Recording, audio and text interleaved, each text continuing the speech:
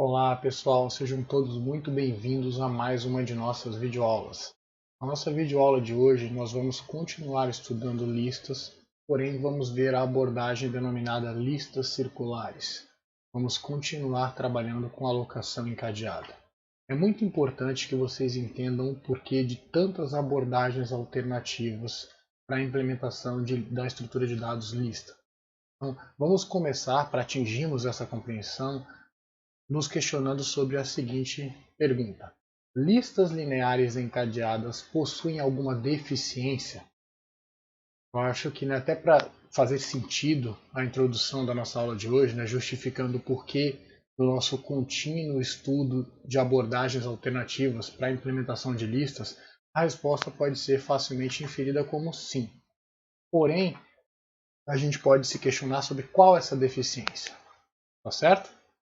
Nós sabemos que em uma lista encadeada nós temos um ponteiro para o primeiro elemento.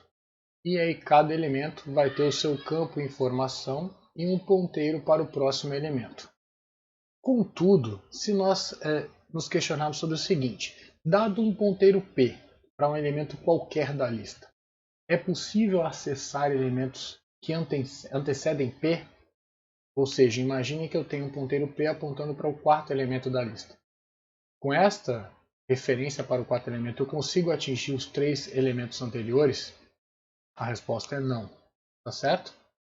E é visando sanar essa deficiência que a gente vai fazer uma pequena alteração na lista encadeada que nós estamos estudando para resolver essa questão, tá certo? Então, efetivamente, se nós fizermos com que o campo next do último elemento, ao invés de conter null, ele tenha o endereço do primeiro elemento, nós vamos conseguir sanar essa deficiência. Porque se tivermos o endereço de um elemento qualquer na nossa lista, será possível acessar todos os demais. Tá certo? Esse tipo de lista é denominada lista circular, já que os meus elementos vão estar encadeados em círculo, pois o último vai ter como próximo o primeiro, e o primeiro como próximo o segundo, e assim sucessivamente. Tá certo? Bom, tenho aqui então um exemplo dessa lista circular. Destaquei ali em vermelho o ponteiro que liga o nosso último elemento ao primeiro. Tá bom, pessoal? Então temos ali uma lista circular com 4 elementos. Nesse momento pode surgir a seguinte questão: para qual elemento eu devo apontar para que se tenha uma referência à lista circular? A priori podemos dizer, poxa, mantenho a mesma convenção. Em uma lista encadeada nós temos uma referência para o primeiro elemento da lista. Contudo, sabemos que em uma lista circular, uma referência para qualquer elemento permite que nós consigamos atingir todos os demais. Aí agora pode parecer um pouco solto essa sugestão, mas nós temos uma convenção muito útil, que é termos a referência externa apontando para o último elemento da nossa lista circular. Isto porque, desta forma, nós temos acesso direto às duas extremidades, já que uma vez sabendo onde está o último, o next deste é o primeiro. Quando revisitarmos listas tratando de restrições de acesso, para que a gente possa implementar outras estruturas, como por exemplo filas, pilhas, a gente vai revisitar esse conceito e vamos ver a relevância de se ter uma referência para o último elemento em uma lista circular. Tá bom? Mas por hora eu deixo claro que é uma convenção útil apontar para o último, pois assim, em uma lista circular, temos acesso direto às duas extremidades da lista, tanto o primeiro quanto o último elemento. Então, deixo aqui claro, temos lá L, que é uma referência para um elemento da lista, e essa referência externa vai apontar para o último, que por sua vez tem o primeiro como próximo. Tá bom, pessoal? Então vamos lá. Como nós vamos ver agora, a definição do TAD lista circular é particularmente a mesma, praticamente a mesma de uma lista encadeada. Temos algumas peculiaridades na implementação de algumas operações, e é isso que nós vamos ver agora. Então, partindo da definição do nosso TAD, lista circular. Então, vemos ali que para simplificar, né, novamente mantendo a nossa abordagem, vamos trabalhar com uma lista de inteiros. Só quero deixar claro para os que estão se questionando sobre, poxa, a gente sempre vai trabalhar com listas de inteiros? Não. No escopo da disciplina consta a abordagem de listas não inteiras, né? A gente vai trabalhar com listas de registros, por exemplo. Tá bom? Mas para simplificar e focarmos na estrutura, temos ali que o campo informação é inteiro. Então é uma lista circular de inteiros, tá certo? Logo, o nosso nodo tem um campo inf e um ponteiro para o próximo, o nosso next. Bom? E, de forma análoga à nossa lista encadeada, uma lista circular nada mais é do que um ponteiro para o nodo. E nós convencionamos que essa referência externa vai armazenar o endereço do último elemento. Claro que uma lista circular com apenas um elemento, o último também é o primeiro. Tá certo? Mas vamos lá. Agora vemos aqui os protótipos das funções que implementam as operações básicas sob o TAD lista circular. Eu destaco aqui que fora o nome que nós demos para o tipo de dados lista circular, nós temos exatamente os mesmos protótipos para as funções que implementam as operações básicas. Me refiro a tipo de retorno e parâmetros. Tá certo? Contudo, a implementação de algumas dessas operações vai ser diferente da implementação para lista encadeada. No caso da nossa lista circular encadeada. Tá bom? Mas vamos chegar lá. Então, seguindo, né, a lógica que temos utilizado nas nossas videoaulas, vamos partir então da implementação da função criaLista. Então, tempinho para vocês. Lembre-se sempre, não deixem de codificar. Tá? Vamos então à proposta de solução. Então, criaLista recebe o endereço de uma lista circular, ou seja, recebe um endereço de um nodo. Por quê? Porque criar uma lista de forma análoga, criar uma lista circular de forma análoga a criar uma lista encadeada, nada mais é do que atribuir null para a referência externa à lista. Então, o nosso código é exatamente igual em uma lista circular para uma lista encadeada. Tá certo, pessoal? Vamos lá. Agora peço que vocês implementem a função evazia. Bom, né? Vocês devem ter chegado à reflexão de que a implementação de evazia é exatamente igual em uma lista circular quando comparada à implementação em uma lista encadeada. Por quê? Eu preciso apenas verificar o conteúdo da minha referência externa. Tá certo? Então vamos retornar ali a negação de L. Pois em uma lista vazia, temos em L null. Null é falso. Nego falso, tem o retorno verdadeiro. Certo, pessoal? Então até aqui, nenhuma alteração. Provavelmente vocês já estão achando tudo muito fácil. Eu fico feliz com isso. Significa que a compreensão anterior foi atingida de forma adequada e agora vocês não estão tendo nenhuma dificuldade, tá? Mas vamos lá. Agora eu solicito que vocês implementem a função tam, né, que vai determinar o tamanho da nossa lista circular. Tempo para vocês, certo? E vamos. Eu acho que agora vocês já devem ter chegado, né, à percepção de que nem todas as funções têm a mesma implementação. Tá certo? No caso do tamanho, qual é a peculiaridade? Em uma lista encadeada, nós íamos percorrer, né, nós fazemos o quê? O percurso da lista em busca do seu final, que era indicado por o quê? Um elemento que não tinha próximo. No entanto, em uma lista circular, todo elemento tem um próximo, né? O próximo do último é o primeiro.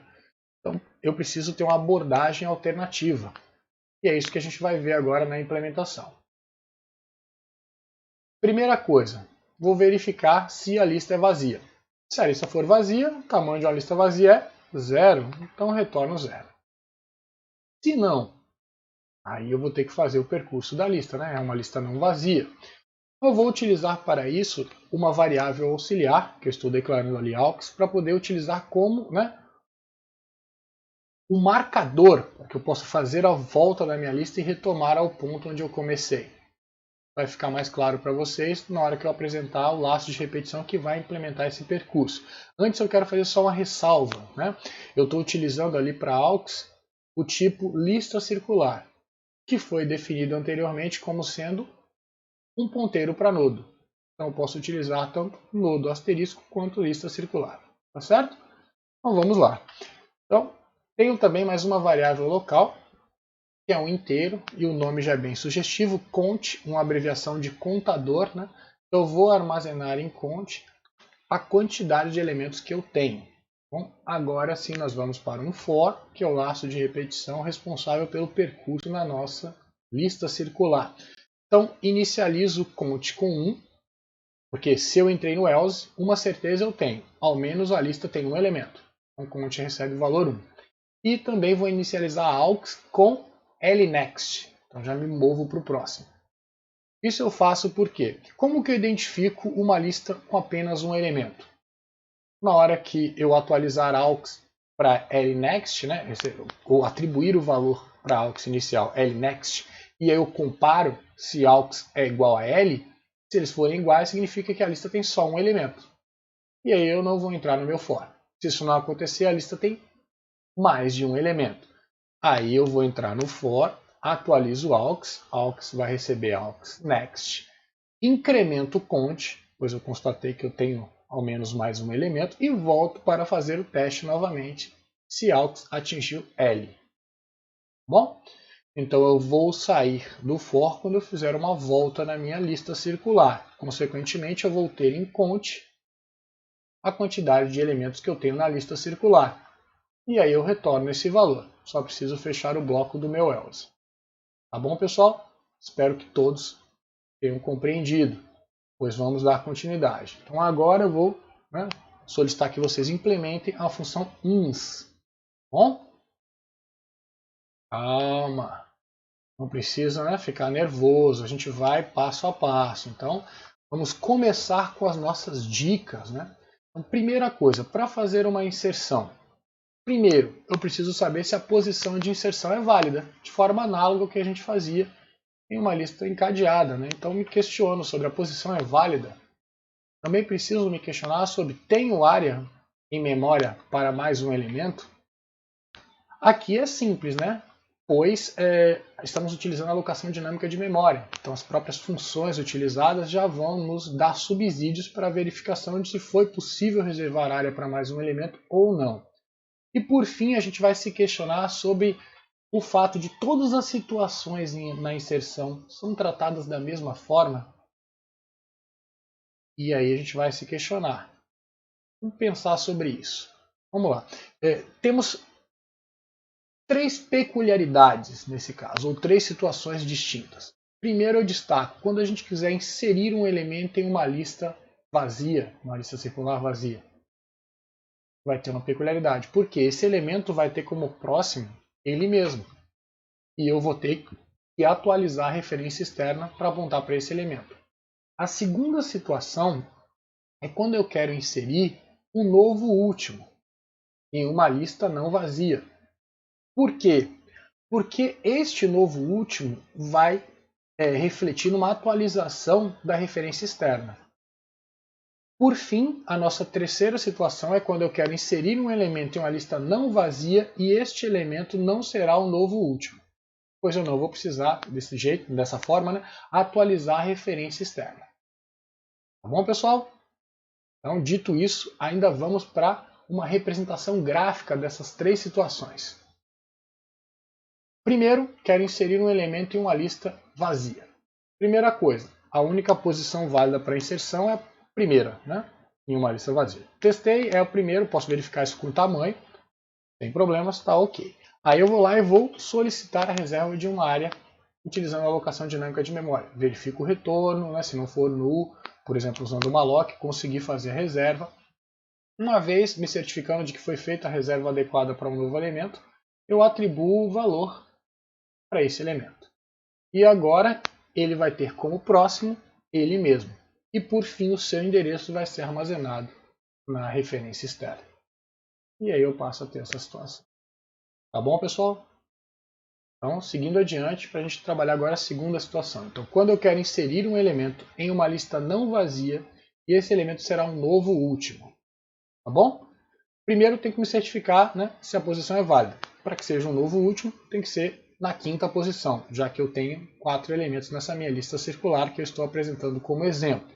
Então, bom, valor 5, está ok, posição válida, é o último elemento em uma lista não vazia, porque eu já tenho 4. Vou fazer, né, a solicitação de uma reserva de memória usando a alocação dinâmica, me certificar que deu tudo certo. Dando tudo certo, eu vou lá e atribuo o valor para esse novo elemento. Aí agora, só lembrando, ele é um novo último.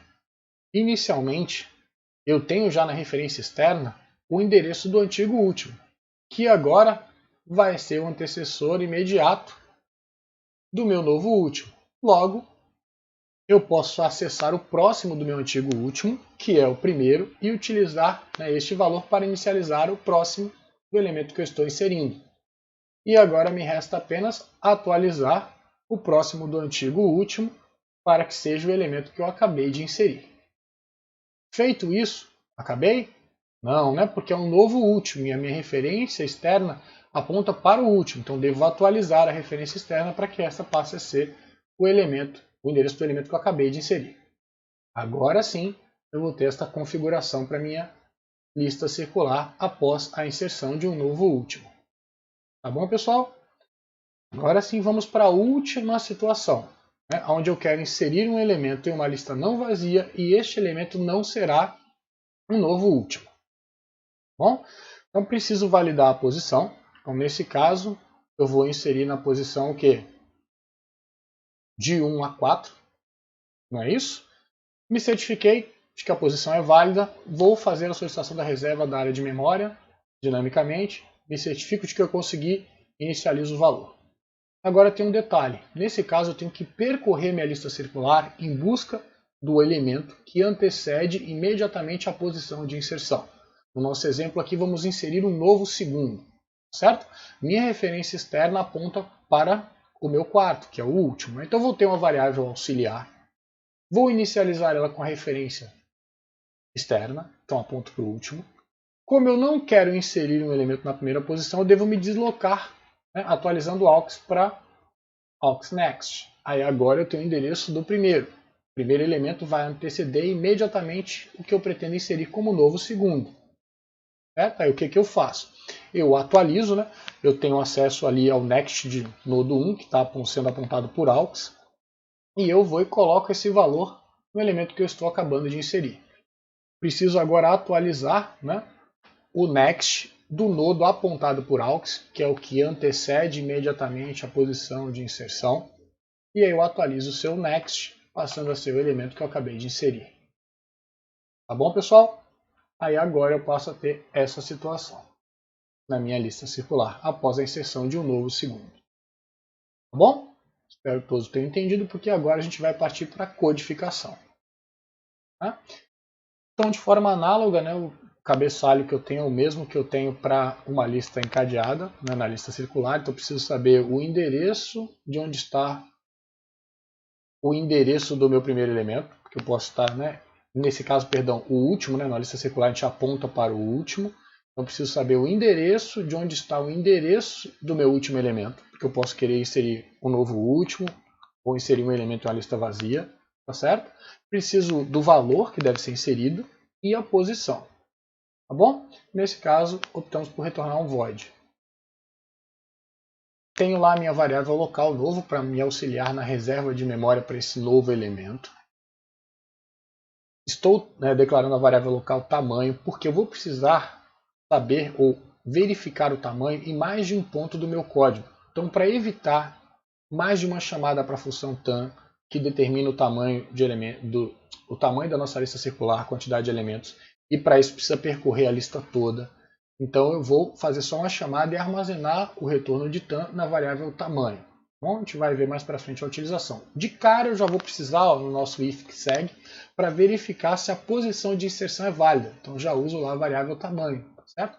Então se porventura a posição for inferior a 1 ou superior a tamanho mais 1, aí eu apresento a mensagem na saída padrão informando ao usuário que ocorreu um erro, a posição é inválida para inserção, e vou fazer a opção por finalizar o meu código com o meu exit, tá bom?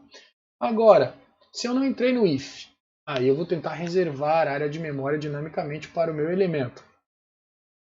O conteúdo de novo eu utilizo no if para verificar se eu consegui ou não fazer a reserva, né? Como nós estamos fazendo desde o início da nossa utilização da alocação dinâmica de memória para reservar espaço em memória para elementos com alocação dinâmica. Então vamos lá. Se eu não entrei em nenhum desses ifs, significa o quê? Posição de inserção é válida e eu tenho espaço em memória para mais um elemento e já fiz a reserva de memória para esse elemento. Aí eu vou inicializar o campo inf com o valor recebido. Agora, a gente vai buscar por qual situação se enquadra essa situação de inserção. Se é a inserção de um elemento em uma lista vazia, se é a inserção de um elemento em uma lista não vazia como um novo último, e se é a inserção de um elemento em uma lista não vazia em uma posição que não é um novo último, não corresponde a um novo último. Tá bom? Então vamos lá. Primeiro teste para verificar se a lista é vazia. Se a lista for vazia, aí o que acontece? O próximo do elemento que eu estou inserindo é ele mesmo. Então está lá. E o endereço dele vai ser colocado na referência externa. Resolvida a primeira situação. Agora, se eu entrar no else, eu sei que eu não estou inserindo um elemento em uma lista vazia. Aí eu vou fazer o quê?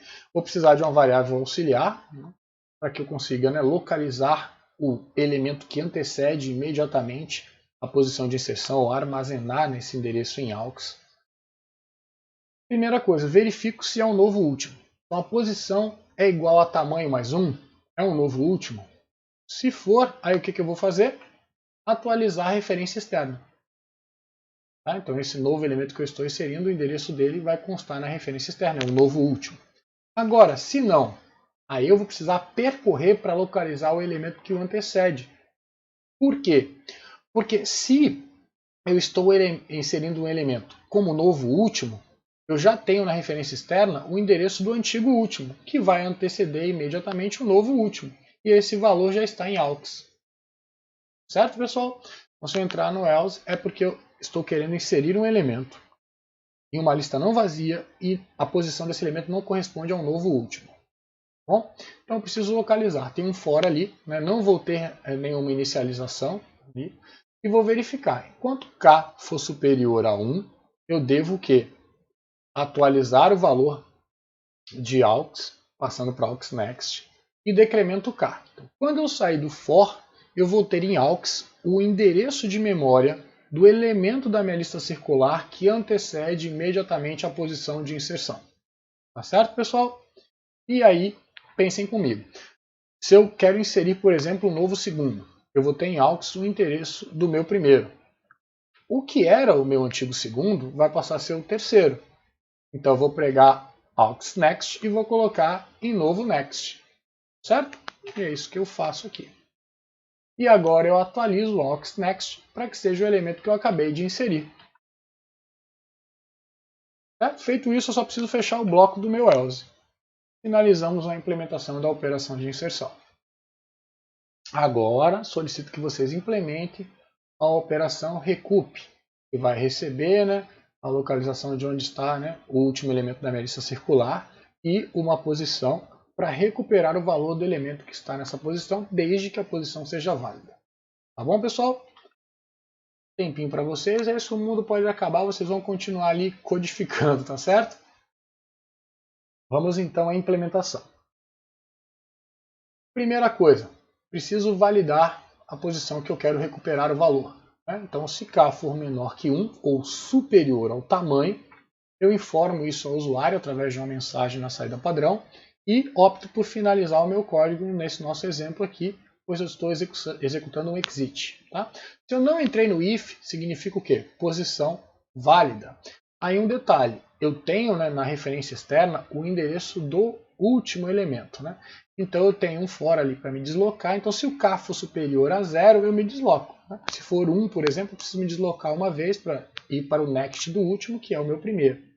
Então eu vou ficar no for ali, atualizando o valor de L, e quando eu sair do for, eu tenho em L o endereço do elemento que eu desejo recuperar o valor, que está na posição K, na késima posição. E eu simplesmente vou dar um return com linf. Bom, vamos lá. Mais uma das nossas operações, a penúltima das operações básicas que nós vamos implementar, a RET, né? Então fazer a retirada de um elemento na nossa lista circular. Bom, pessoal, tempinho para vocês, calma, não fiquem nervosos, né? A gente vai seguir a mesma premissa da implementação da nossa inserção. Então temos dicas similares, né? A primeira dica é verificar se a posição de retirada é válida e quantas situações eu tenho na retirada. Sempre a quantidade de situações na retirada vai ser análoga à quantidade de situações que nós tínhamos na inserção. Então vamos ter 3 situações. Eu posso querer retirar um elemento que é o único de uma lista, posso querer retirar um elemento em uma lista que não tem apenas um elemento, mas ele está na última posição, e posso querer retirar um elemento de uma lista que tem mais de um elemento e não vou retirar o último. Tá bom, pessoal? Isso acontece porque quando eu retiro um único elemento de uma lista, a referência externa tem que passar a null. Algo que não acontece nas outras situações.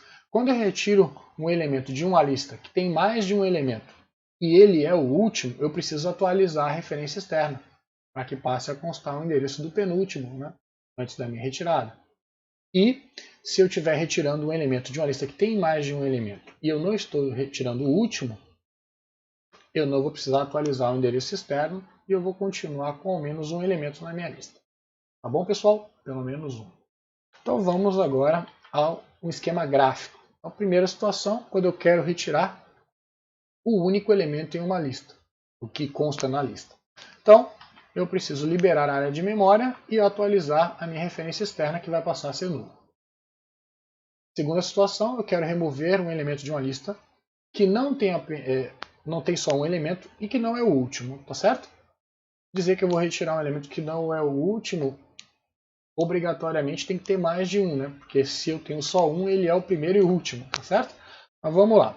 Então, quero remover o último elemento dessa minha lista aqui, que tem 4 elementos. O que eu vou fazer? Tem um auxiliar aqui, porque eu preciso localizar o elemento que antecede o elemento que está na posição de retirada. Eu inicializo o AUX com o endereço do último, que é a referência externa, e aí vou me deslocando sobre a minha lista até atingir o endereço do elemento que antecede imediatamente o elemento que vai ser retirado, no caso meu penúltimo. Aí eu posso agora, atualizar o campo next do penúltimo para que passe a apontar para o primeiro. Antes disso, eu só vou ter uma variável auxiliar a mais aqui, aux2, para guardar o endereço do nodo que eu vou liberar a área de memória.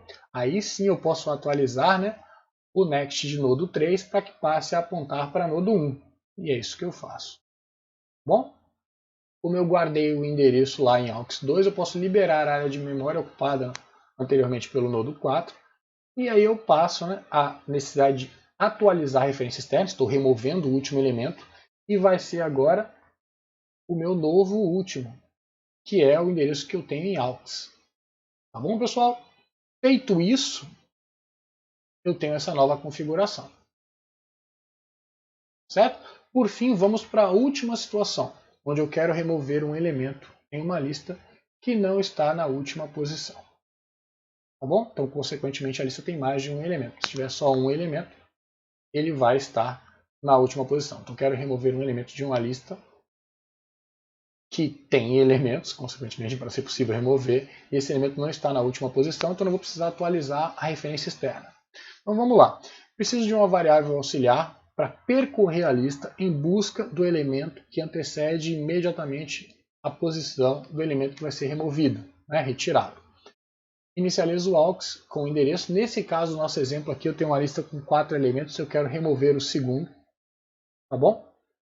Então, em aux eu tenho o endereço do nodo 4, que antecede imediatamente o primeiro. Então, eu tenho que me deslocar com aux para o próximo dele. Aux vai receber aux next. E aí, nesse caso, eu vou ter agora o endereço do primeiro nodo, que antecede imediatamente o segundo, que é o nodo que eu quero remover. Tá certo? Aí eu preciso de uma variável auxiliar para guardar o endereço do elemento que eu vou remover. E aí eu posso atualizar agora aux next para que passe a ser aux2 next. Tá certo? Então, ó, faço essa atualização. Agora, só preciso pegar o endereço que eu tenho lá em AUX2 e liberar a área de memória apontada, né, por AUX2. Feito isso, passa a ter essa situação. Tá bom, pessoal? Então, vamos agora partir para a codificação. Então, tenho ali, né, o protótipo análogo ao que nós tínhamos em uma lista encadeada, na nossa lista circular. E agora, vamos, né, primeiro obter o tamanho e armazenar em uma variável, pois assim como na inserção a gente vai utilizar essa informação em mais de um ponto da nossa implementação da operação hatch. Primeiro eu já começo utilizando o tamanho para determinar se a posição de retirada é válida, tá certo? Então se a posição de retirada, o meu K, for menor que 1 ou superior a tamanho, eu informo ao usuário através de uma mensagem que a posição é inválida para retirada na saída padrão e opto nesse caso por finalizar a execução do meu código para que eu tenha a execução de um exit, tá? Se eu não entrei nesse if, significa que eu quero fazer a retirada de um elemento na lista circular que está numa posição válida, tá certo? Então, vou agora verificar se eu só tenho um elemento. Se eu tiver só um elemento, estou na primeira situação, simplesmente vou, né, liberar a área de memória ocupada por esse elemento e atualizar minha referência externa. Feito isso, finalizo, né, a primeira situação e vou agora verificar se eu tenho uma das outras duas, né? Então vamos. Vou precisar de variáveis auxiliares para esse processo, né? AUX e AUX2. Ambas são do tipo lista circular, tá certo? Faltou o underline ali, né? Em lista circular, como a gente tem ali em cima, uma falha de digitação. Poderia, ao invés de ter utilizado lista circular, ter utilizado nodo asterisco. Tá bom, pessoal? Mas vamos lá. Declarando essas variáveis agora, eu tenho mais uma, que é o meu i. A gente vai ver o porquê da utilização desse i. Temos aqui já, né, a utilização dele no laço de repetição, que vai localizar o elemento que antecede imediatamente a posição de retirada.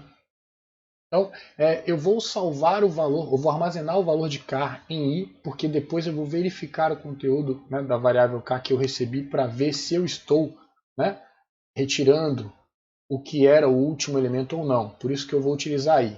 Vamos seguir a minha linha de raciocínio. Então, a primeira coisa é inicializar AUX com o endereço da referência externa, então o endereço do último elemento na lista circular. Inicializar i com o valor que eu tenho em k, que é a posição de retirada, que é válida, né, pois eu não entrei no primeiro if. E agora, enquanto o i for superior a 1, porque se eu quero retirar o elemento que está na primeira posição, eu já tenho uma referência para o último que antecede imediatamente o primeiro, né? Ele tem como next o primeiro. Então, se não for essa situação, eu vou ficar iterando no meu for, e quando eu sair do for, eu tenho em AUX o endereço do elemento que antecede imediatamente a posição de retirada, o elemento que está na posição de retirada. Então, o que eu vou fazer?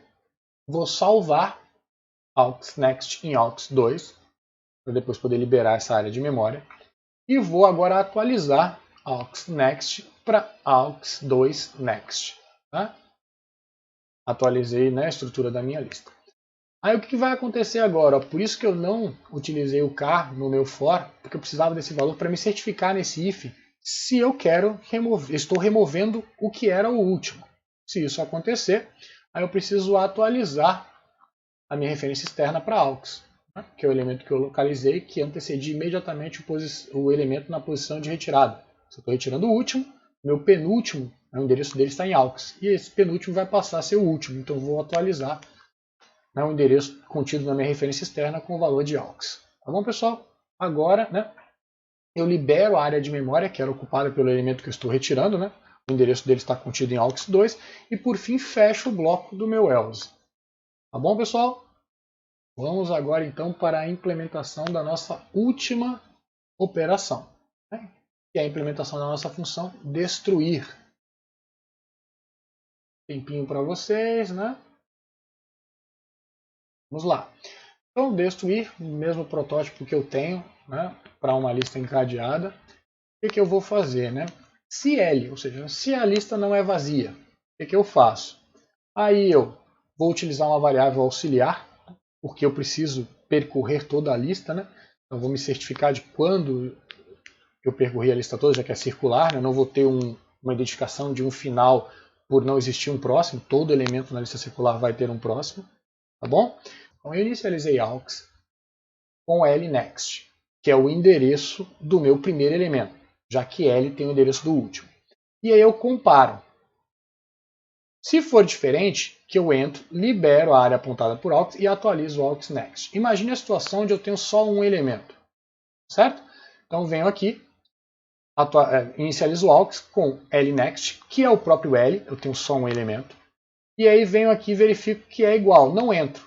Então o que eu estou deixando claro é que quando eu sair do for, o endereço inicial que estava contido em L representa um elemento que não teve sua área de memória liberada, certo? E aí por isso eu libero o aux quando eu saio do meu for. Tá? Então o fato é que eu vou ter liberado agora então a área de memória ocupada por todos os elementos da minha lista circular. Preciso só fechar o meu if ali. Vamos ver que o conceito de nó cabeçalho pode muito bem ser implementado em listas circulares. Então eu posso ter uma lista circular com nó cabeçalho. Inclusive a implementação do TAD lista circular com nó cabeçalho vai ser sugerida aqui como um exercício de fixação. Tá certo, pessoal?